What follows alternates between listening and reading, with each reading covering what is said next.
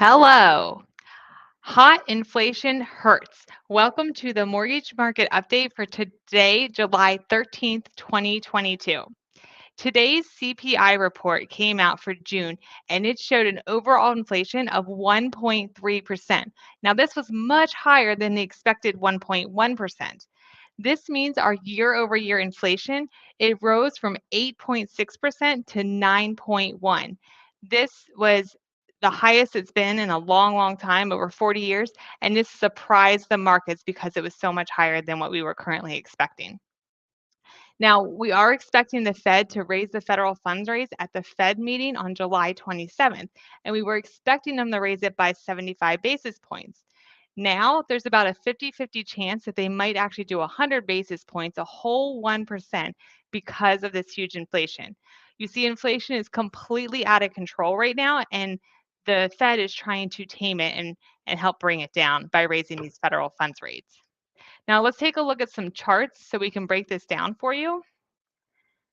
So, okay, so here you see the month over month inflation. So this is going back from June of 2021 all the way through June of 2022. And what happens is we have to drop off last June, the 0.9%, and we added 1.3.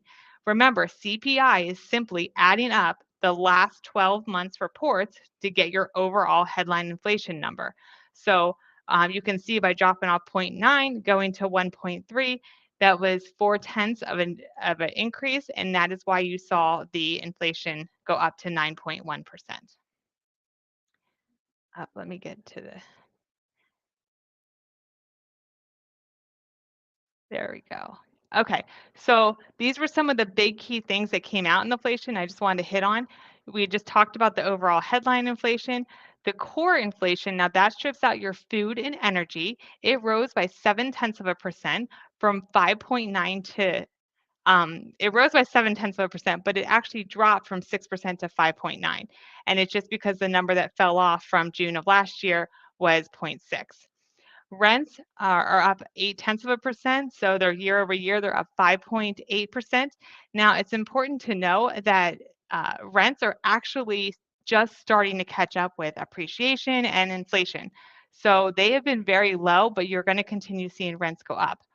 Owner's equivalent rent up 0.7 for 5.5%. Energy, you know this, I don't need to tell you, 7.5% last month for a total of 42% year over year. Gasoline went up 11% last month for a total of 60% year over year. And food 1% for 10.4% year over year. And used car prices are also up 1.6% last month for a total of 7.1% year over year. So these are very important numbers, and you're definitely feeling it in your pocketbook. And this chart shows the headline inflation in gold, and in purple, you see the core rate. And you see why it's starting to spread right here is because the headline inflation it continues to go up, where the core inflation has remained right around that 6% mark. And the reason is because remember, core inflation strips out food and energy. And we know energy and food are the highest items that we're seeing the biggest increases on with inflation. And that's why you see this gap starting to move. And then when will we hit peak inflation? Remember, we've been telling you we've not hit peak inflation yet, and I am telling you you're going to see it fourth quarter.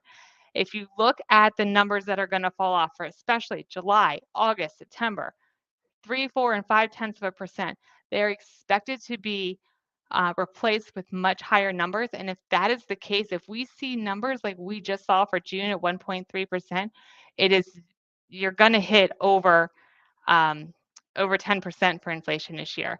And that's really huge. So just keep that in the back of your head. And the other thing we just want to point out is strategic petroleum reserves. This is why you're seeing your energy go up so much. We just talked about gas prices being up 60% year over year. If you look at this chart, the strategic petroleum reserve, at one point we had over 720 million barrels in our reserve. Now we have 492,000 or 492 million. We have really taken a lot out of the petroleum reserve, and it doesn't seem to be doing that much as you can see in the gas prices. This is the lowest our reserve has been since 1986. And by the way, the population in 1986 was 90 million fewer people than we have today. And since you can see the CPI report that prices are rising so quickly, releasing all these barrels of oil doesn't seem to be helping very much. And this reserve is supposed to be for our safety net. God forbid something happens, we need this oil and this gas to bail us out. So we're just going to have to see how that all plays out. And remember, at some point, we have to replace all these barrels that we're releasing, and at what price do we replace them with? So that's just important things to keep in the back of your head. And last but not least, MBA, Mortgage Bankers Association, released mortgage applications for last week. Purchase applications were down 3.6%, and they are down 18% year over year. The good news, refinances were up 2% last week, but they are down 80% year over year. And refinances are still making up 31% of all mortgage transactions. And the MBA also did say that the 30-year fixed rate remained unchanged at roughly 5.75%, and that is with paying 1 point.